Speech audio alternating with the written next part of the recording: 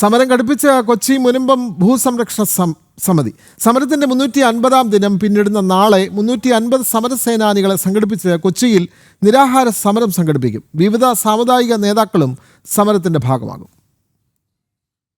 മുനമ്പം സമരം ആരംഭിച്ച 350-ാമത്തെ ദിനത്തിലാണ് ഭൂസംരക്ഷണ സമിതി സമരം ശക്തമാക്കുന്നത്.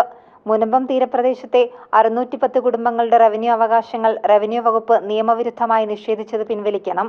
മുനമ്പം തീരപ്രദേശത്തെ ഭൂസ്വത്ത് വഖഫ് സ്വത്താണെന്ന് ഒരു കോടതിയും വിധിച്ചിട്ടില്ല എന്നതിന്റെ അടിസ്ഥാനത്തിൽ റവന്യൂ വകുപ്പ് നിഷേധിച്ച റവന്യൂ അവകാശങ്ങൾ പുനഃസ്ഥാപിക്കണം. നടപടികൾ പൂർത്തിയാക്കാതെ സ്ഥലം നിയമവിരുദ്ധമായി വഖഫ് രജിസ്റ്ററിൽ ഉൾപ്പെടുത്തിയത് പിൻവലിക്കണം തുടങ്ങി വിവിധ ആവശ്യങ്ങൾ ഉന്നയിച്ചാണ് എറണാകുളം വഞ്ചി സ്ക്വയറിന് സമീപം സെന്റ് മദർ തെരേസ സ്ക്വയറിൽ നിരാഹാര സമരം നടത്തുന്നത്. 350 നാൾ പിന്നിട്ട സമരത്തെ സൂചിപ്പിച്ച് 350 സമരസേനാനികളെ പ്രതിഷേധത്തിൽ പങ്കെടുപ്പിക്കുമെന്ന് ഭൂസംരക്ഷണ സമിതി ഭാരവാഹികൾ പറഞ്ഞു.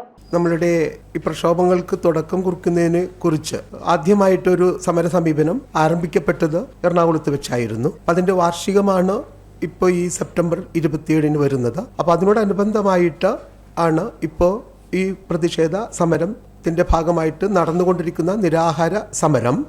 അന്നേ ദിവസം 350 പേരോളം പങ്കെടുക്കുന്നു എന്നുള്ളതാണ് അന്നത്തെ സമരത്തിന്റെ പ്രത്യേകത.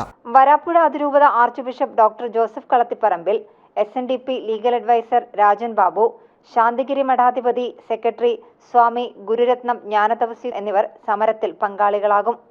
ജനം, കൊച്ചി.